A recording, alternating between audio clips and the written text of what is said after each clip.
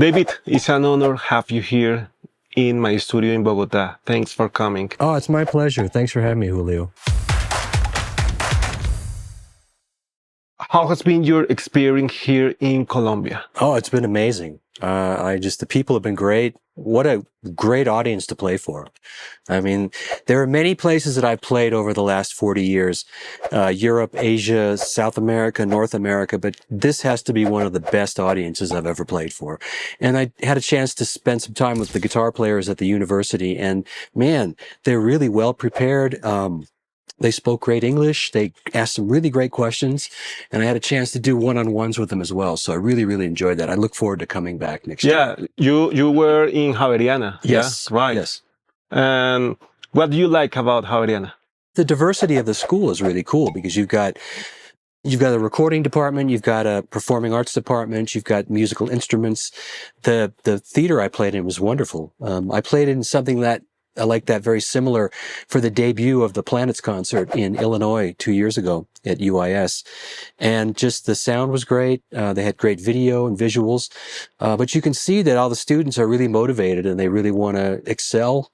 And there's a lot of opportunity there. So I think it's great. Yeah. The day after your concert, I went to class and one of my students say, "Hey, it was wonderful to hear David Becker." Oh, yeah. Wow. Well, I appreciate that. He was like very excited. I appreciate that. That's great. I was checking your guitar. So it says David Becker. Can you tell me more about it? Yes. It's a heritage. They're celebrating their 40th anniversary this year in Kalamazoo, Michigan. They are the original Gibson makers. So if you have a Gibson guitar made prior to 1985, it would have been made by the guys in Kalamazoo. Primarily, they have the same tooling at the factory that says, 224 Parsons Street, and they've expanded. But I met them back, I think, 1988, and I wanted to get a new guitar. I had an old 175. And they built me this. So this is the original David Becker. They made, I think, about 15 or 20 signature models between 2016 and 2018. And they're building me a brand new one right now as we speak. Really? So hopefully it'll be done in November and I'll go up to pick it up. So the versatility is that I have a humbucker, but I also have a piezo so I can get some of the acoustic sounds, like... And it depending upon what kind of pick I use or, I can... Yeah. And it's very useful, too, for some of the drum sounds that I do because I use a piece of paper. And this allowed me to get a lot of versatility. So I put this in here, and now it's not only a guitar, but now it's a drum. Wow. And I, play behind the bridge, or I can even get sort of a sitar,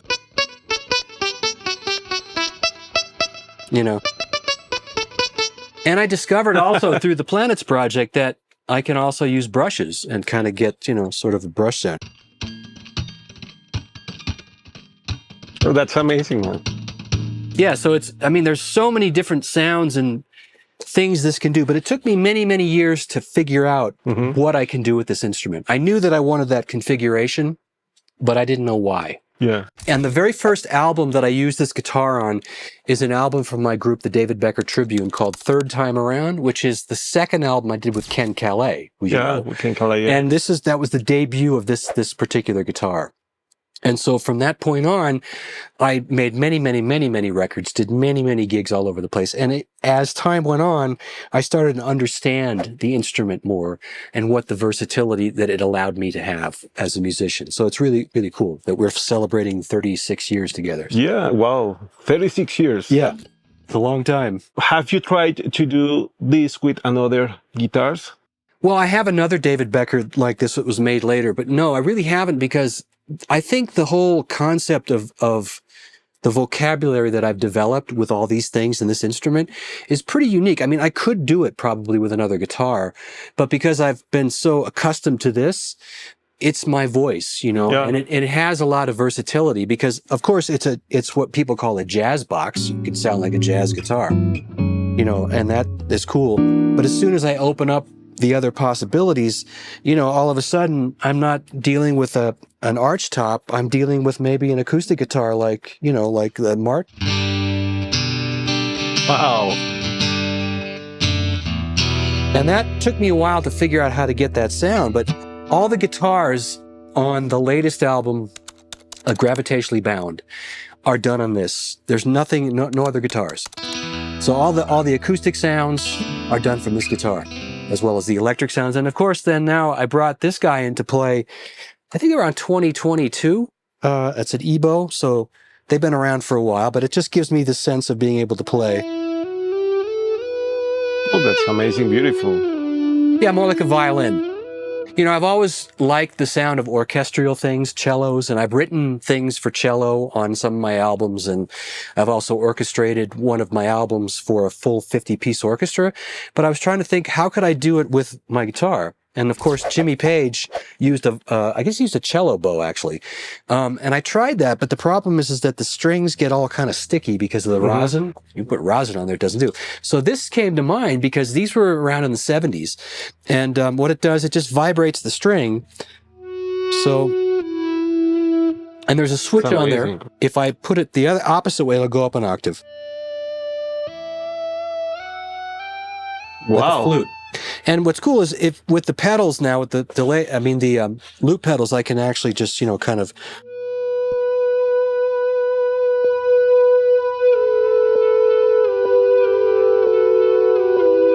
I can make a whole orchestra of that, and I've found a lot of use for it. So just to give you some background about how the Planets project came together is I had been doing solo concerts from around 2015, 2012, 2013, in that area.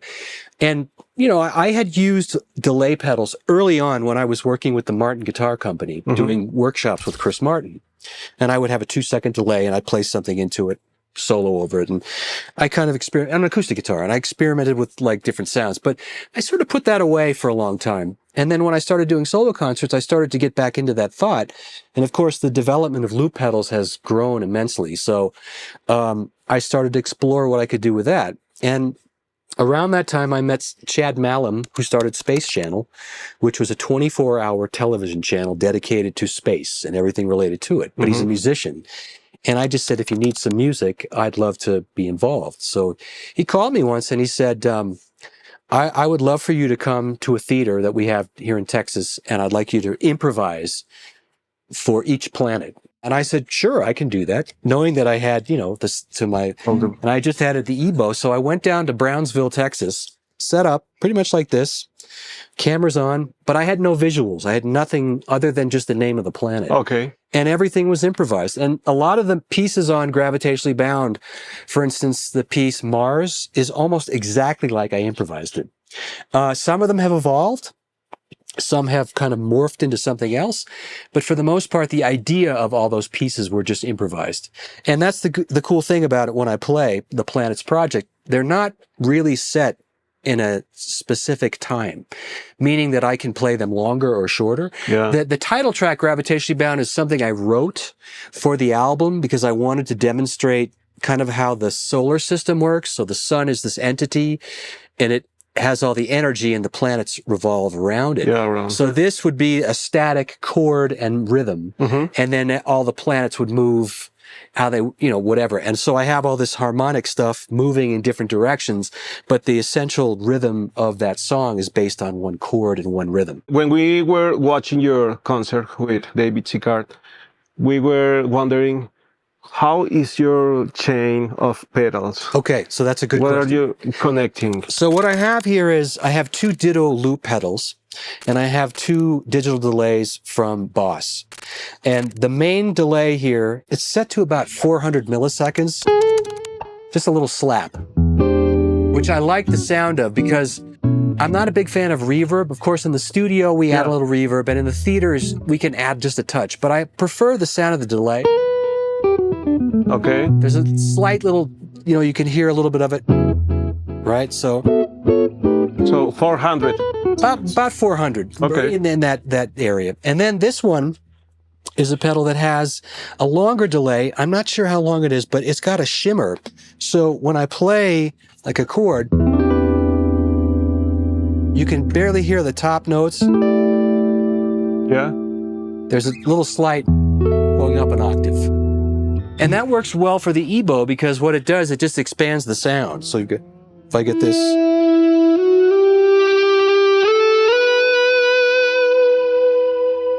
Hear that little octave up there?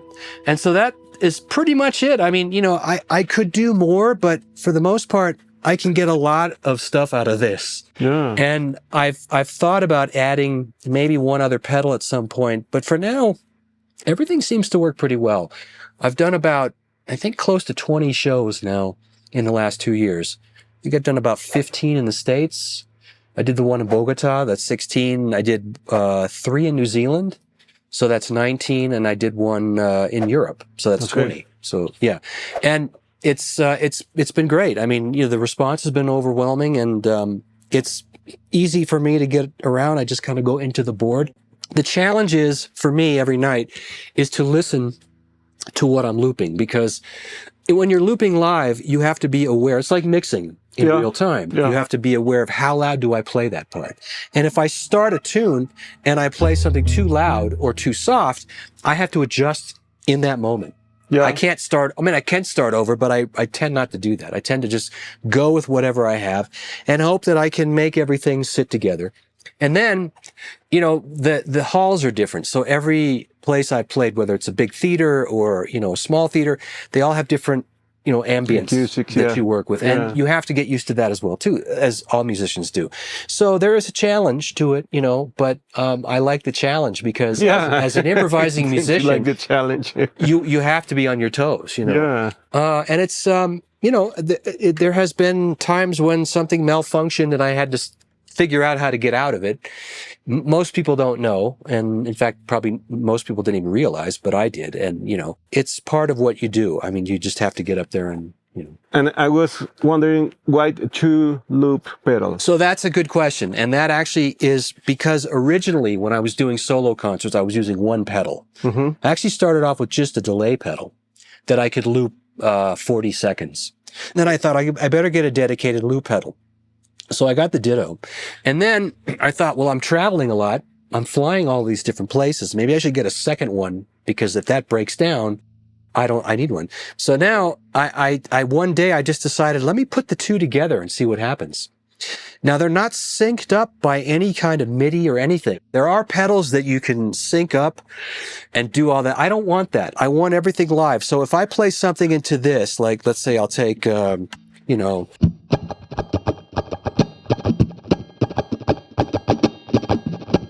and now I go into this pedal and I'm going to play something like this.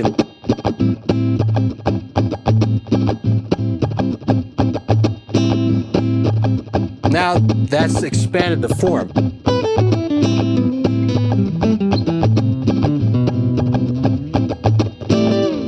So, you know, it's a challenge in any case, but a lot of the pieces I will start, in fact, the piece Mars, I start with a 2-measure little ostinato, which goes like this.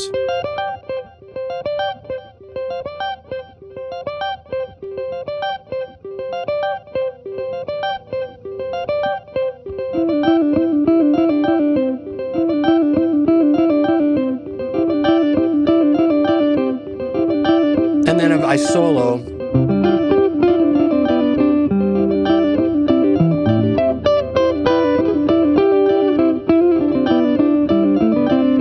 And then this pedal, I'll add a bass.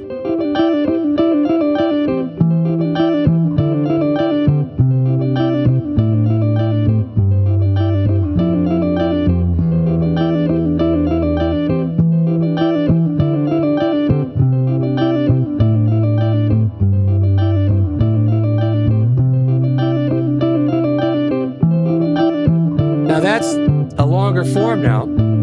So at the end of the piece, I add more instruments, but at the end of the piece, I do this.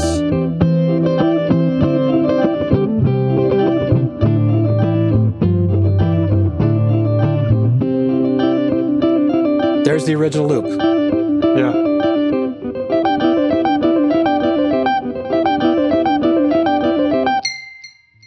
So that, you know, it took me a while to figure out how to do this, because it wasn't like I went, you know, but the thing is I have good time and feel. Yeah. So I can actually play a whole loop into the, 12 bars, 24 bars, turn it off and come back in and know where the feel is. If you have good time and feel as a musician, you can do that. And then you have a sixth sense about where it is, because I'm hearing it, and of course it's playing, so I know. And the thing about syncing is I just have to make sure that I hit the pedal in the right spot. So I feel where the downbeat is, and then I know that's where it's going to go. And you have to have a good tempo. Yes. Yeah. The tempo has to be there. I mean, because the thing that's interesting is if I play quarter notes into this pedal, and then I record it here. Now watch what happens. They start to go out of phase, but they're still kind of locked. I can actually play with both.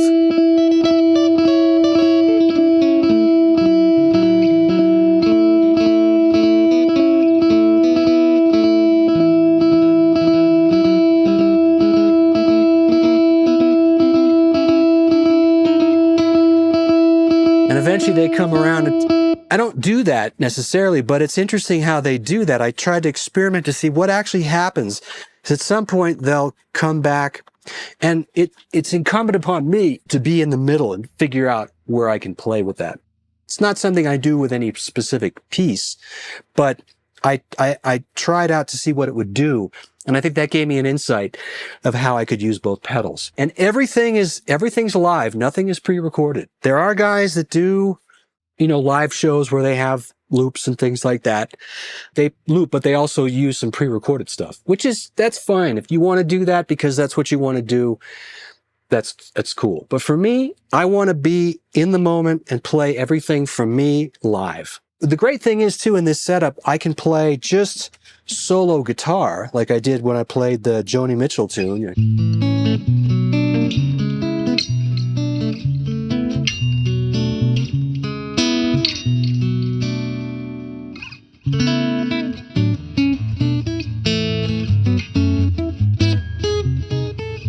So, stuff like that. And then I can be a full orchestra with all the different things that I do, like on Planet Earth or whatever the piece is. And that's fun for me because it's very diverse. And then I can play a blues, and I can have a duet with myself. I can have a whole orchestra. And I'm in the middle of all this stuff. And then, of course, there's the visuals, which is a big part of it as well, too. And so I'm very grateful to just be a part of this multimedia kind of performance. Yeah. How do you synchronize the visuals? I don't.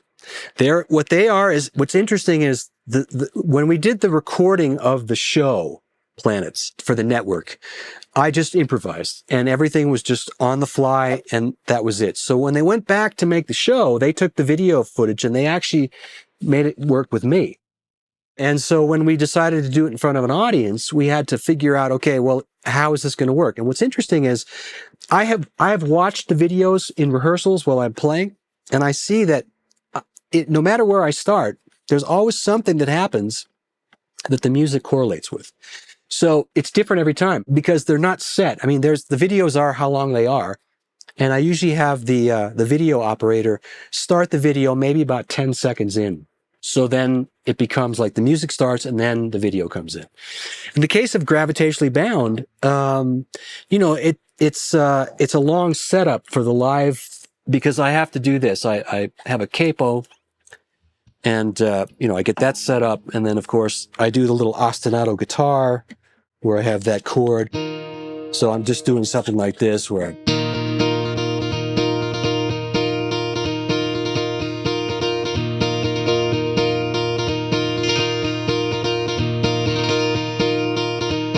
I've got to add some drums. So then I have to put this guy in there.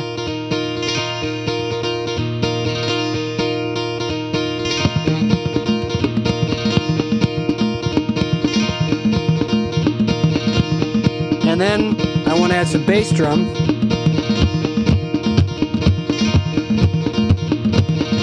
And then, on top of that, the brushes.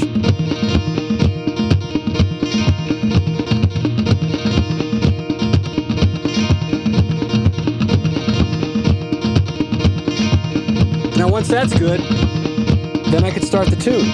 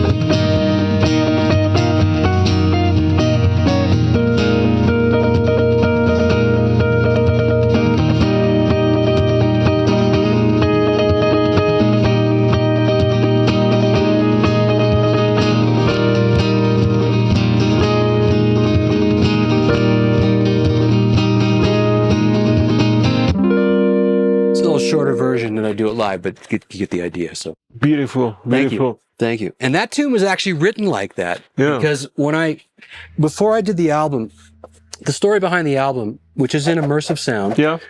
Ken Calais, who's been my friend for almost 40 years. 40 years, okay. We've worked on many, many of my albums together, and he built a new studio in Los Angeles with Klaus Trelby.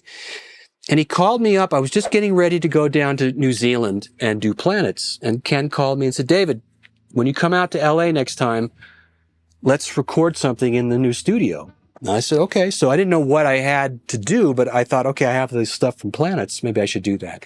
And that's what I did. And we did every, piece kind of one note at a time or one part at a time with all the different speakers.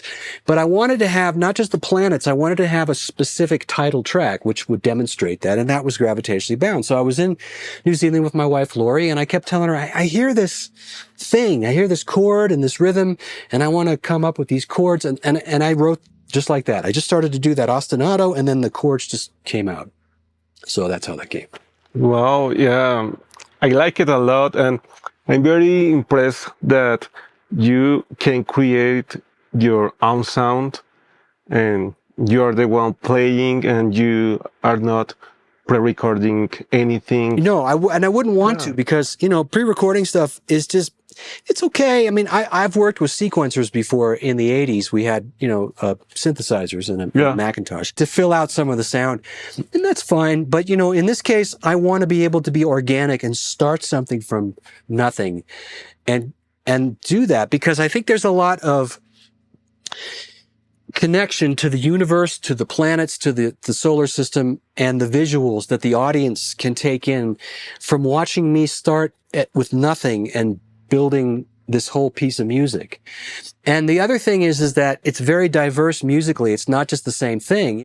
A couple of guys actually said this to me. I'm not a big fan of looping, but I love what you do. Yeah. and I said, thank you. But for me, it's not about looping. It's about making music. These are just tools that I use in order to create the palette of sound that goes with the planet's performance. It's not about, I have to have a loop and I have to have that machine do this. And there are loop pedals that do that. They've got, quantizing, and they've got drum machines, and that's all fine for someone who wants to practice. But, if I want to make drums, I have a whole arsenal of little things here that I can make drums with. And that gives me the ability to also, in real time, hear how the drummer, me, plays this,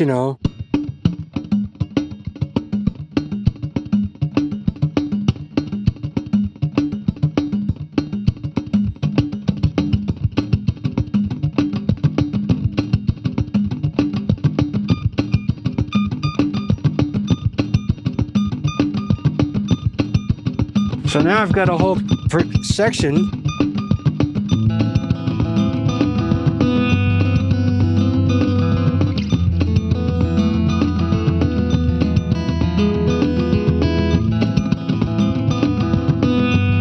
And, so that's it. The other thing I find too is that it's interesting for the audience to be a part of it. And people have told me that, because they can watch me, they can watch the videos, or they can do both, or they could just close their eyes and just be.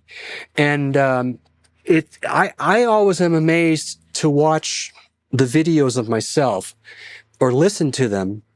And, we're critical of everything we do. Yeah, of course. But when I stand back and I really listen and I watch, I go, wow, it is pretty impressive. Mm-hmm. But I worked really hard at it to do that. And I still have a lot of work to do, but I'm grateful that I was able to get something that's very unique in this particular kind of performance, because it's unlike anything I've ever done. In fact, it's very different than just a solo concert, because it's although I'm the only musician, it's an interactive with the media. You've got this screen with these amazing videos, and then I'm in the middle there with performing this music, but they go hand in hand. And it's, because I mean, I could do the songs without it, but it's kind of like coupled together. And we've talked about it, the Space Channel and I, about expanding the video potential. It just depends upon, the concert length. Right now, the Planets show is about an hour and maybe 20 minutes. Yeah, 20 minutes, I guess. We actually, I took a piece out because we wanted to do a little shorter performance the other night or the day. But yeah, in its entirety, and even with an encore, it could go 1 hour and 45 minutes or 40 minutes. So it's a nice length of time, and people seem to like it a lot and don't get bored, and they say they like to see it again. So that's encouraging. Beautiful. How many hours do you practice each day? Well, if I have time, I will sit down and play an hour or two if I can. When I know I have a tour or I have a concert, I'll try to rehearse. There's other times I don't play for days because I just don't have the time. And then I have some online students, so I'll sit with them and I'll warm up. Well, you have online students. Yeah. And then I'm available, through my website if somebody wants to take lessons online, and it's in real time. And I'm very open, and I love to answer questions about music because I know I learned a great deal when I was younger from a lot of my mentors. So for me, I don't have anything to hide. You want to know anything about what I'm doing, I'm happy to show you and happy to tell you, because hopefully that inspires you to make your own thing. I mean, I've had so many people come to me and say, I got to get a loop pedal. And so I said, well, great. I want to. I have 3. I mean, I could put another one in there and do more with it. But you have 3? I do. Yeah. Wow. I have an extra one in case this break or something. Yeah. So yeah. I was wondering, what about the narrative in your song? When you are beginning the song, in which things are you, or did you think to compose? It's interesting because when I did the show, I just had the name of the planet, and I didn't think too much about it. I just started to play. Like in the case of Venus, Venus is it's the female planet, and I just started to play this. And I didn't know why.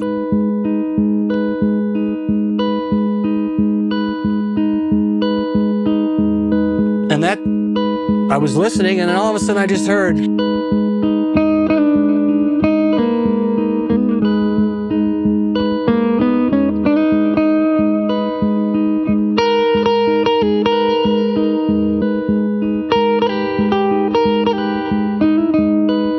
It went on, and then all of a sudden I said, okay, I'm hearing something, and I just did.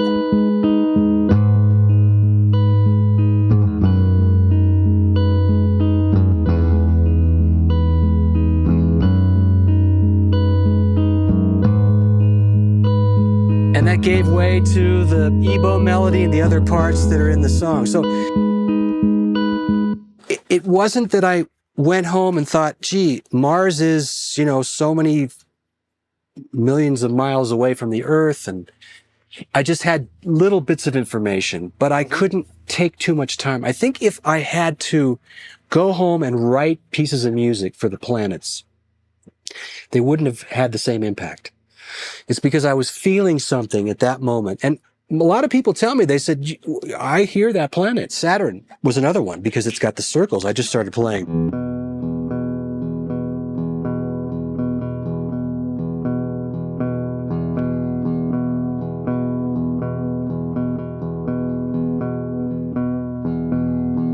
And I had no idea where I was going to go with it. I just followed,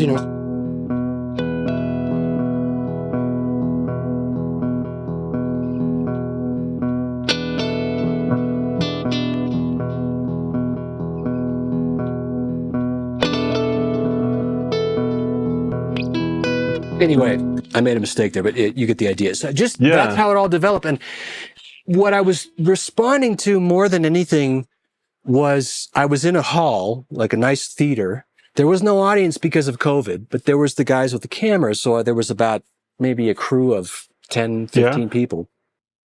I was playing to them, playing to myself, and listening to each sound and giving myself a little bit of time to just listen to what I was doing. Like if you're in the studio and you start doing something and everything just happened. And I got lucky, I guess. So when that happened, those pieces, I had to go back and revisit them to figure out how do I do them live. And I could do them because I did them. But then I had to figure out, okay, so when I did the album, a few things altered. A few things came into place that I went, oh, I never heard that before, because I was in immersive sound and I heard that there. And that evolved I had a lady come to one of the concerts in the U.S. who's like head of the president of the Astrological Society of the world. Yeah. And her husband brought her. She had no idea why. And she was like, oh my God, how did you get Venus? And how did you, I just played music and I just listened to what I was doing and had kind of a gut feeling, you know. And, I feel very lucky that I got to do this. And, it's a project that has no shelf life. It can go on as long as I want to do it. So. What does inspiration means to you? Well, to be inspired by something is just to have a feeling that you can react to that feeling and create something that gives you even more of a unique feeling. Like it's like when you're inspired to do something and you start playing. That's what I was saying about the looping aspect. As soon as I started to play something, it inspired me to play something else. And that inspired to play something else. So the inspiration is in the moment of actually building the piece of music. And my advice to those that would like to build your own pedal board or whatever, or get your own inspiration is really think about not so much the technology, but think about the music first. What do you hear? What do you like as a music fan? Because the thing was, when I was playing in that very first Planets performance on camera, I was just satisfying me, David Becker, the fan of music, and I was just trying to connect. And that's why I think those pieces came out the way they did. I wasn't trying to satisfy an astronomer or an astronaut, just say that's what Mars sounds like or that's what Venus sounds like. It's what I just thought of and what I heard. And inspiration comes from when you play something you like to hear. If it motivates you, if you play something and it sounds good and it feels good, you'll be like, wow, I mean, that's just right there, that sound of that chord. It evokes something.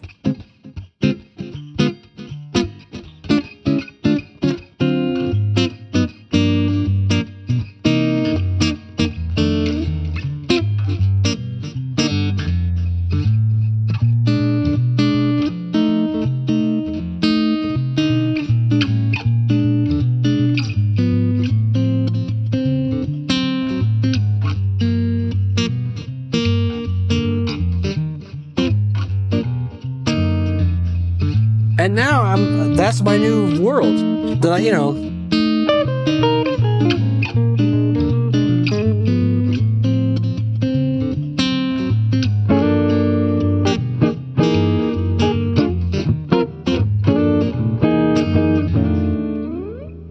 So you see that's inspiration, is hearing something and then responding to it. And you can do this by yourself or you can do this with other musicians, but that's pretty much what it's all about. Beautiful. Well, David, I have to thank you for being here at Delta Records and where the people can find your music. So you can find my music on every platform, Spotify, Apple Music, Amazon Music, Deezer, any of the streaming platforms. Gravitationally Bound is also available in surround sound. So if you want the Atmos mix, you can actually get a dedicated digital download of that, either from Apple Music or if there's a platform that sells it. I have a brand new recording with drummer Paul Wertico, who was drummer with Pat Metheny for 18 years, called Tuxedo Man. That's also available on the streaming platforms, but it's also available on CD, and it will be coming out on vinyl. Well, on vinyl. Yes, yeah. Well, and maybe next time you come, you will have a song called Bogotá, maybe. I don't know. Yes. Yeah. Oh, thank you. Thank you, my friend. My pleasure. Yeah, Thank you. amazing.